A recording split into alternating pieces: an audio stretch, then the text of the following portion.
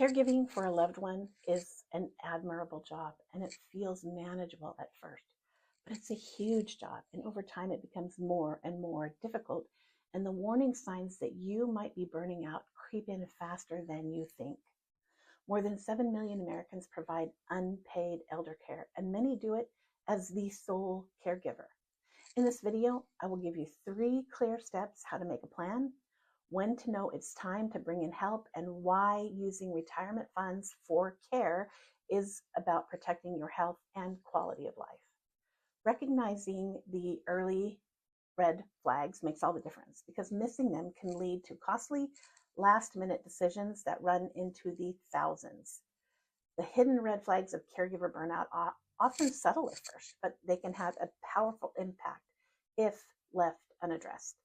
What makes them tricky is that you, the caregiver, tend to recognize changes in your loved one while ignoring the changes happening inside of you. The truth is, those small slips, losing your patience, skipping meals because you're too busy, not sleeping, they don't just go away. They stack up. They're warning signs that your system is under strain. I once worked with a wife who cared tirelessly for her husband after he lost his leg. She managed everything: meals, dressing, bathing. But eventually, her back gave out, leaving her in surgery and unable to continue the work. In that moment, the caregiver became the patient. That is exactly what happens when the warning signs are ignored. So how do you know if you're heading down that same path? Research from the Cleveland Clinic highlights some of the most common red flags. Check them out and see if they sound familiar to you. Constant exhaustion that doesn't go away with rest. Irritability or a shorter temper than usual. Pulling away from family or friends. Losing interest in things that you once enjoyed. And maybe changes in your sleep or your appetite. Trouble focusing, forgetting details, or getting sick more often are also signs. If you noticed several of these in yourself, it's not just part of the role. That signals that your body and your mind are asking for relief. I want to pause here for something critical. If any point caregiving makes you feel angry or resentful towards the person that you're helping, it's time to call a friend, a family member, a doctor, a social worker, or a mental health professional. Burnout doesn't strike overnight. It follows a progression. The earlier you catch it, the more choices you still have. Some caregivers respond by trying to control every detail, searching for order. Over time, this shifts into survival mode, where you're just getting through the day with no energy left for yourself. If nothing changes, it pushes into full burnout, where your body, your emotions simply cannot keep going. The difference between these stages is simple: early warning signs, and they give you the power to plan. But late stage burnout forces crisis decisions that cost way more in every way. That's why spotting these red flags isn't about weakness. It's about protecting you and the person that you are providing care for. When you notice them early, you can make deliberate choices. You can set boundaries. You can invite extra help. Waiting until they intensify limits your options and makes it harder to recover. What's at risk if these signals are pushed aside isn't just your energy or your mood, it's your health, your relationships, even your financial stability. Ignoring them turns small cracks into breaks that cost far more in every way to repair. The longer help is delayed, the higher the price becomes, both emotionally and financially. So the real question becomes, what happens when you decide to push through and do it all instead of seeking support when these warning signs first appear? That choice doesn't keep costs at zero, it multiplies them. Many caregivers are convinced that handling things on their own is the right thing to do, or that spending money on extra support is selfish. Nothing could be further from the truth. One of the biggest barriers is guilt. Caregivers tell themselves, I should do it all. It's my responsibility.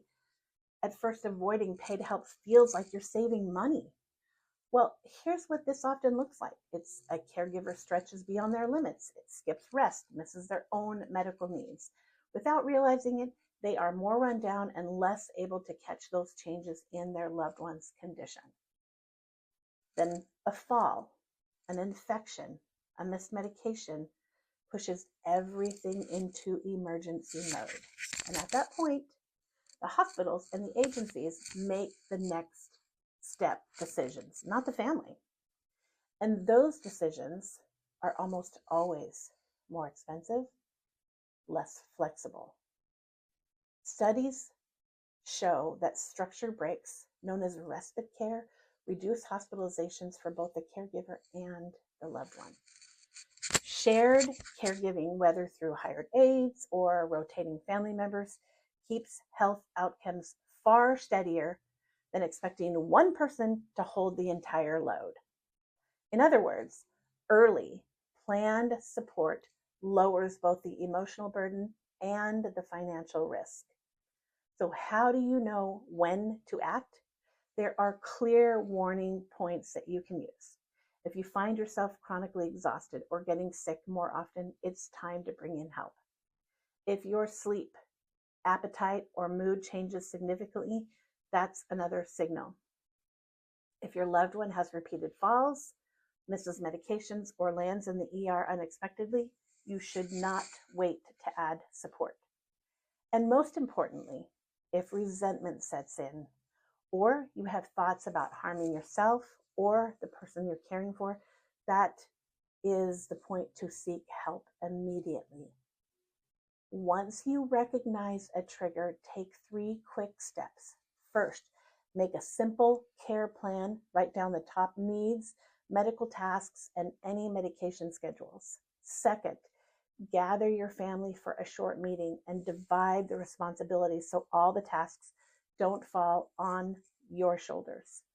Third, explore respite options, whether that's an in-home aid for a few hours a week or an adult day program or a short-term care stay that gives you time to reset. The financial conversation is just as important. Too often families avoid spending from the retirement funds or proceeds from the sale of a home because they want to preserve those assets for their heirs. But that money was set aside for the support, for the quality of life in retirement, including when care becomes demanding. That money is for care. You have permission to spend it on services that protect your health and extend the time that you can continue caregiving. Think of it as an investment in sustainability, not a loss. Using funds for lawn work, groceries being delivered, house cleaner, or part-time care can stretch your energy and make caregiving more doable. If you're worried about the future, it's wise to meet with a Medicaid planner or an elder care attorney. Savings can be drained quickly by crisis, and talking with a professional about long-term care planning or public benefits like Medicaid long-term care puts you in control before it becomes urgent. Planning in advance, even with small steps, protects both your finances and your health. Viewing paid help as an investment is not a failure. It's what shields families from collapse. Acting earlier is not about luxury, it's about protection. The sooner you step in with support, the more control you keep over both the outcomes and the costs. And that leads us to the most important reminder of all. Caregiving isn't meant to be carried alone. It's meant to be shared, planned, and supported so it can last. This video comes down to one clear theme. Your health matters just as much as the care that you provide. Taking steps to protect yourself is not selfish. It's necessary for both you and your loved one. Spending money on support is not failure. It's an essential investment to protect your health and keep care sustainable. And when you're ready, consult with a health, financial, or legal professionals to put the right structure in place. Hold on to these 3 takeaways.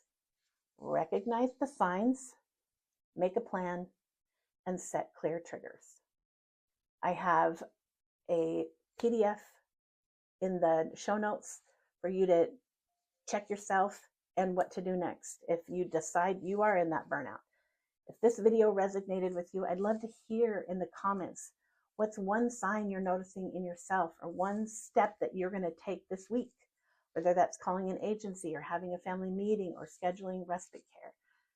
Your reflections might encourage someone else who needs to hear it. If this video's helped you, please like, share, so you know when we add more helpful videos. What you're doing is hard work. Take care of yourself. I'll see you next time.